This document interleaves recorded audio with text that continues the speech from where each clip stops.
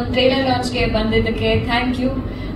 ನಮ್ ಸಿನಿಮಾ ರೋಣ ನೀವ್ ನೋಡಿದ ಹಾಗೆ ತುಂಬಾ ಚೆನ್ನಾಗಿ ಬಂದಿದೆ. ಸೊ ನಾನಂತೂ ಸಿಕ್ಕಾಪಟ್ಟೆ ಎಕ್ಸೈಟೆಡ್ ಆಗಿದ್ದೀನಿ.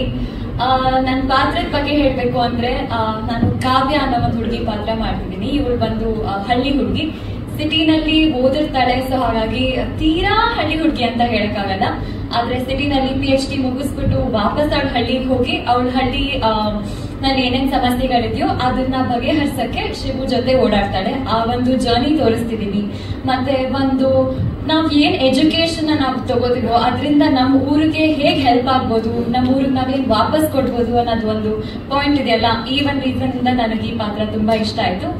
ಅಂಡ್ ಎಲ್ಲೂ ಕೂಡ ಈ ಕಥೆನಲ್ಲಿ ಕಾವ್ಯ ಇಲ್ಲದೆ ಮುಂದುವರಿಯುತ್ತೆ ಅನ್ನೋ ತರ ಇಲ್ಲ. ಸೊ ಏನೇನ್ ನಡೆಯುತ್ತಾ ನಮ್ಮ ಕಥೆನಲ್ಲಿ ಅದರಲ್ಲಿ ಕಾವ್ಯ ತುಂಬಾ ಮುಖ್ಯವಾಗಿರ್ತಾಳೆ. ಸೊ ಅದು ಬಂದು ನಂದು ಪಾತ್ರದ ಇಂಟ್ರೊಡಕ್ಷನ್.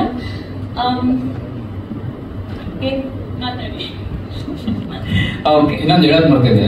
ಇದಕ್ಕೆ ನಮ್ಮ ಪ್ರೊಡಕ್ಷನ್ ಟೀಮ್ ಲಿಖಿತ್, ಭರತ್, ಶಶಾಂಕ್, ಮಧು ಅವ್ರು ಮರೆಯಂಗಿಲ್ಲ. ಅವ್ರಿಲ್ಲ ಅಂತಂದ್ರೆ ಅದು ಅವರಷ್ಟೇ ಬ್ಯಾಕ್ ಬೋನ್ ಆಗಿತ್ತು ನಮ್ಗೆ ಇದಕ್ಕೆ ಸಿನಿಮಾಗೆ.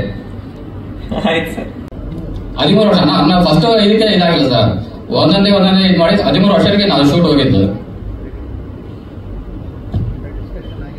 ಹೌದು ಸರ್.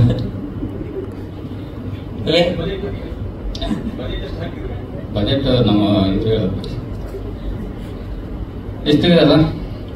ಟ್ರೈಲರ್ ಏನ್ ಅನ್ಸ್ತ? Trailer ಏನಿಸ್ತು sir? ನಿಮ್ಗೆ ಏನಾರಾಗ್ಲಿ ಸರ್, ನಿಮ್ ಬಳ್ಳಾರಿ ಕನ್ನಡ ಚೆನ್ನಾಗಿದೆ ಸರ್. ನಿಮ್ದು ಥ್ಯಾಂಕ್ ಯು. ಚೆನ್ನಾಗಿದೆ ಸರ್ ಟ್ರೈಲರ್. ಚೆನ್ನಾಗಿದೆ ಅಲ್ವಾ sir trailer? Thank you. Medium budget ಅವ್ರು ಹೇಳ್ತಾರೆ, ನಾಯಕ ನಟರು ಹೇಳ್ತಾರೆ. Okay sir. 7ನೇ ತಾರೀಕು ಸಿನಿಮಾ ರಿಲೀಸ್. ಹೌದು, 7ನೇ ತಾರೀಕು ಸಿನಿಮಾ ರಿಲೀಸ್ ಆಗ್ತದೆ. ಡಿಸ್ಟ್ರಿಬ್ಯೂಷನ್ ಇದೆ ಅಂತ ನಾನು ಕೇಳಬೇಕು, ಕೊನೆಯಲ್ಲಿ ಕೇಳ್ತೀನಿ. ಬಟ್ ಇದ್ರ ಹಿಂದೆ ಒಂದು ದೊಡ್ಡ ಶ್ರಮನೇ ಪಟ್ಟಿದೀವಿ ನಾವೆಲ್ಲರೂ. ಈ ರೋಣ ಅನ್ನೋ ಸ್ಕ್ರಿಪ್ಟ್ ಸೆಲೆಕ್ಟ್ ಆಗದೆ ನಮ್ಗೊಂದು ಖುಷಿ ವಿಷಯ. ಯಾಕೆಂದ್ರೆ ಕೆರೆಬೇಟೆಯಲ್ಲಿ ನಾವು ಕೆಲಸ ಮಾಡ್ತಿದ್ವಾಗ ಶೆಡ್ಯೂಲ್ ಪ್ಯಾಕಪ್ ಆದ್ಮೇಲೆ ನಾನು ಸತೀಶ್ ಅಣ್ಣ ಊಟ ಆದ ತಕ್ಷಣ ಒಂದು ವಾಕ್ ಹೋಗ್ತಿದ್ವಿ. ಹಂಗೆ ವಾಕ್ ಹೋಗ್ತಾ ಬರ್ತಿರುವಾಗ ನಾವು ಬರೀ ಡಿಸ್ಕಷನ್ ಅದೇ ಇರ್ತಿತ್ತು. ಸಿನಿಮಾ ಏನಾಗುತ್ತೆ, ಯಾವ್ಯಾವ ಸಿನಿಮಾ ಬಿಡ್ತಿದ್ದಾರೆ, ಏನ್ ನಡೀತಾ ಇದೆ, ಅಣ್ಣ ನೀನ್ ಯಾರು ಮಾಡ್ಕೊಂಡಿದ್ಯಾ, ನಿನ್ಗೆ ಯಾರಾದ್ರೂ ಡೈರೆಕ್ಟರ್ಸ್ ಪರಿಚಯ ಇದ್ರೆ ನನಗೂ ಸ್ವಲ್ಪ ಚಾನ್ಸ್ ಕೊಡ್ಸಕ್ ಹೇಳು, ಆ ತರನೇ ಮಾತಾಡ್ತಿದ್ವಿ. ಜೊತೆಲಿ ಒನ್ ಟೈಮ್ ಅಲ್ಲಿ ಡಿಸೈಡ್ ಆದ್ವಿ ನಾವೇ ಒಂದು ಪ್ರೊಡಕ್ಷನ್ ಮಾಡೋಣ. ಹಿಂಗೂ ನನ್ನ ಫ್ರೆಂಡ್ಸ್ ಕೂಡ ಸಪೋರ್ಟಿವ್ ಆಗಿದ್ದಾರೆ. ಸೊ ಅದನ್ನು ಕೂಡ ಒಂದು ಇನ್ವೆಸ್ಟ್ಮೆಂಟ್ ಸಿಗುತ್ತೆ. ಒಂದು ಕತೆ ಮಾಡ್ಕೊಂಡು ನಾವೇ ಒಂದು ಪ್ರೊಡ್ಯೂಸ್ ಮಾಡ್ಕೊಂಡು ಮಾಡೋಣ ಅಂತ ಡಿಸೈಡ್ ಮಾಡಿದಾಗ ಇವ್ರು ಒಂದು ಕತೆ ಹೇಳಿದ್ರು ನನಗೆ. ಇದು ಒಂದು ಲೈನಲ್ಲೂ ಒಂದು ಹೇಳಿದ್ರು. ನನಗೆ ವಾವ್ ಅನ್ಸ್ತದು. ಪಕ್ಕ ಜನಕ್ಕೂ ಇದು ಇಷ್ಟ ಆಗುತ್ತೆ ಅನ್ನೋ ಫೀಲಲ್ಲಿ ಸರಿ ಅಣ್ಣ ಇದನ್ನ ಡೆವಲಪ್ ಮಾಡಿ ಅಂತ ಹೇಳಿದ್ಮೇಲೆ ಇವ್ರದ್ದು ಒಂದು ಟೀಮ್ ನ ಕಟ್ಕೊಂಡು ಇವ್ರಾಗಿರ್ಲಿ, ನಮ್ಮ ಆದಿಮೂರ್ತಿ ಸರ್ ಆಗಿರ್ಲಿ, ಆಮೇಲೆ ಸ್ಟೋರಿ ರೈಟರ್ ನಮ್ಮ ರಮೇಶ್ ಬ್ರೋ ಅಂತ ಗೊತ್ತಾಯ್ತು. ಅದು ಖುಷಿ ಆಯ್ತು ನಮ್ಗೆ. ಅವರು ನಮ್ ಜೊತೆಲೆ ಕೆಲಸ ಮಾಡ್ತಿದ್ರು, ಬಟ್ ಆಮೇಲೆ ಗೊತ್ತಾಯ್ತು ರಮೇಶ್ ಬ್ರೋದು ಇದು ಲೈನ್ ಅಂತ. ಅದಾದ್ಮೇಲೆ ಅದನ್ನ ಒಂದು 13 ವರ್ಷನ್ಸ್ ನ ಚೇಂಜ್ ಆಗ್ತಾ ಹೋಯ್ತು. ಅಣ್ಣ ಈಗ ಅಪ್ಡೇಟ್ ಆಗ್ಬೇಕಣ್ಣ, ನಾವು ಹೇಗಾಗುತ್ತೋ, ಈಗಿನ ಜನ ಏನ್ ಕೇಳ್ತಾ ಇದಾರೆ, ಪ್ರತಿಯೊಂದನ್ನು ನಾವ್ ಈಗ ಕೊಡ್ಬೇಕಾಗುತ್ತೆ ಅನ್ನೋ ಕಾರಣದಿಂದನೇ ನಮ್ಗೊಂದು 13 ವರ್ಷನ್ಸ್ ನ ಚೇಂಜ್ ಆಗ್ತಾ ಬಂತು.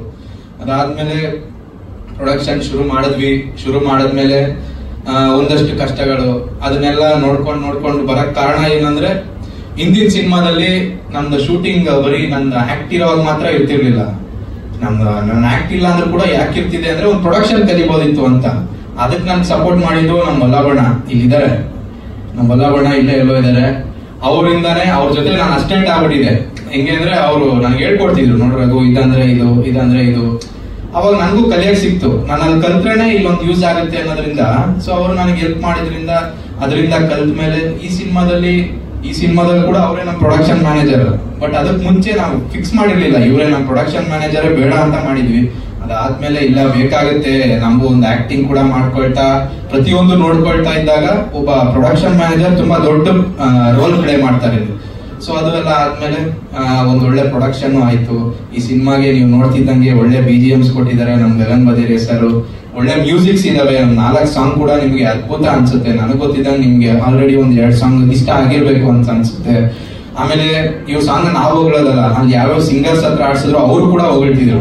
ಕೈಲಾಶ್ ಕೆ ಸರ್ ಆಗಿರ್ಲಿ, ಆಂಟೋನಿ ಸರ್ ಆಗಿರ್ಲಿ, ಮತ್ತೆ ಸಿದ್ಧಾರ್ಥ್ ಬೆಲ್ಮಣ್ಣು ಸರ್ ಆಗಿರ್ಲಿ, ಕುನಾಲ್ ಗಾಂಜಾವಾಲಾ ಸರ್ ಆಗಿರ್ಲಿ, ಪ್ರತಿಯೊಬ್ಬರು ಅದನ್ನ ಹೊಗಳ್ಕೊಂತಾನೆ ಬಂದ್ರು. ಏನ್ ಸರ್ ಮ್ಯೂಸಿಕ್, ಯಾರು ಮಾಡಿದಾರೆ ಮ್ಯೂಸಿಕ್, ಪ್ರತಿ ಟೈಮ್ ಹೋದಾಗೂ ಕೇಳ್ತಿದ್ರು ಯಾರು ಮ್ಯೂಸಿಕ್ ಅಂತ. BGM ಕೂಡ ಕೆಲವ್ರಿಗೆಲ್ಲ ತುಂಬಾನೇ ಇಷ್ಟ ಆಗಿತ್ತು ಟೀಸರ್ ಅಲ್ಲಿ. ಇನ್ನ ಸಿನಿಮಾದಲ್ಲಿ ಒಂದು ದೊಡ್ಡ ಇದೆ BGMs ಗೆ ಒಂದು ದೊಡ್ಡ ಸ್ಪೇಸೇ ಕೊಟ್ಟಿದ್ದಾರೆ.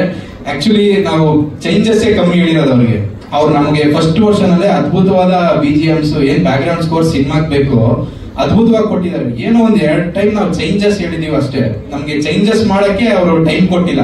ಅಂದ್ರೆ ಅಷ್ಟು ಡೆಡಿಕೇಟೆಡ್ ಆಗಿ ಅವ್ರ ಕೆಲಸ ಇತ್ತು, ಅಷ್ಟು ಡೆಡಿಕೇಟೆಡ್ ಆಗಿ ಅವ್ರ ಟೀಮ್ ಇತ್ತು. ಸೊ ಅವ್ರ ಸಪೋರ್ಟ್ ಇಂದ ಒಂದೊಳ್ಳೆ ಈಗ ಟ್ರೈಲರ್ ಅಲ್ಲಿ ಏನ್ ನೀವು BGMs ನೋಡ್ತಿದ್ದೀರೋ ಅದ್ಭುತವಾಗಿ ಬಂತು. ಅದಾದ ನಂತರ ನನ್ನ ಗುರುಗಳು ಇಬ್ರು ಇದಾರೆ ಇಲ್ಲಿ, ಮಾಲೂರು ವಿಜಯ್ ಸರ್ ಆಗಲಿ, ಸದಾಶಿವ್ ಸರ್ ಆಗಲಿ, ನಮ್ಮ ರಂಗಭೂಮಿ ಟೈಮ್ಗೆ ನನಗೆ ತುಂಬಾ ಒಂದಷ್ಟು ವಿಷಯಗಳನ್ನ ತಿಳಿಸ್ಕೊಟ್ಟಿದ್ದು. ಯಾಕಂದ್ರೆ ರಂಗಭೂಮಿಯಿಂದ ಬಂದಾಗ ಪ್ರತಿಯೊಂದು ಕೂಡ ಹೇಳ್ಕೊಡುತ್ತೆ ರಂಗಭೂಮಿ. ಯಾಕಂದ್ರೆ ರಂಗಭೂಮಿ ಯಾವ ತರ ಅಂದ್ರೆ ಕಸ ಹೊಡೆಯೋದ್ರಿಂದ ಹಿಡಿದು ನೀನ್ ಕೊನೆಗೆ ಆಕ್ಟ್ ಮಾಡೋ ತನಕ ಪ್ರತಿಯೊಂದು ಹೇಳ್ಕೊಟ್ಟಿರುತ್ತೆ. ಸೊ ಈ ಸಿನಿಮಾದಲ್ಲಿ ಜಾತ್ರೆ ಎಪಿಸೋಡ್ಸ್ ಎಲ್ಲ ನಾವೇ ಸೆಟ್ ಮಾಡ್ಕೊಂಡಿದೀವಿ, ನಾವು ನನ್ನ ಟೀಮ್ಸ್ ಎಲ್ಲ. ಅಂದ್ರೆ ಡೇ ವೈಸ್ ಶೂಟ್ ಡೇಸ್ ಅಲ್ಲೆಲ್ಲ ಆರ್ಟ್ ಡಿಪಾರ್ಟ್ಮೆಂಟ್ಸ್ ಎಲ್ಲ ಇರ್ತಿತ್ತು. ಬಟ್ ಪ್ರಿಯರ್ ಆಗಿ ಮಾಡಿದ್ರೆ ಅದಕ್ಕೆ ಬೇರೆ ಚಾರ್ಜ್ ಆಗುತ್ತೆ. ಸೊ ನಮ್ಮ ಅದು ಬಜೆಟ್ ಉಳಿಸಬಹುದು ಅನ್ನೋ ಕಾರಣಕ್ಕೆ ಸೊ ನಮ್ಗೆಲ್ಲ ಒಂದು ಐಡಿಯಾಸ್ ಇರೋದ್ರಿಂದ, ನಾಟಕದಲ್ಲಿ ಸೆಟ್ ವರ್ಕ್ ಮಾಡ್ತಿದ್ದಾಗ ಒಂದು ಐಡಿಯಾಸ್ ತಿಳ್ಕೊಂಡಿದ್ರಿಂದ ನಮ್ ಟೀಮ್ ನ ಸೇರ್ಕೊಂಡೆ ನಾವೇ ವರ್ಕ್ ಮಾಡ್ಕೊಂಡು ಅದೊಂದು ಖುಷಿ ಇದೆ. ಈಗ ಸಾಂಗ್ ನೋಡಿದಾಗ ನಾವು ಮಾಡಿದ್ವಿ ಇದೆಲ್ಲ ಇವನ್ನ ಕಳ್ಸಿದ್ದೆ, ನಾವು ಕಟ್ಟಿದ್ವಿ, ಬಂಟಿಂಗ್ಸ್ ನಾವು ಕಟ್ಟಿದ್ವಿ. ಸೊ ಅದೆಲ್ಲ ತಿಳ್ಕೊಳಕ್ಕೆ ನಮ್ಮ ಒಂದು ಗುರುಗಳ ಮಾಲೂರು ವಿಜಯ್ ಸರ್ ಅವರ ಪ್ರೇರಣೆಯಿಂದ ಅವ್ರು ನಮಗೆ ಕಲ್ಸ್ಕೊಟ್ಟಂತ ವಿದ್ಯೆಗಳಿಂದ ಆಯ್ತು. ಸಿನಿಮಾ ಅಂತ ಬಂದ್ಮೇಲೆ ಆಕ್ಟಿಂಗ್ ಬೇರೆ ತರ ಇರುತ್ತೆ, ಇದಕ್ಕೆ ಅಂತ ಬೇರೆ ತರ ಒಂದು ಪ್ರಿಪರೇಷನ್ಸ್ ಬೇಕಾಗುತ್ತೆ. ಅದಕ್ಕೆ ನಮ್ಮ ಸದಾಶಿವ್ ನೀನಾಸಂ ಸರ್ ಅವರು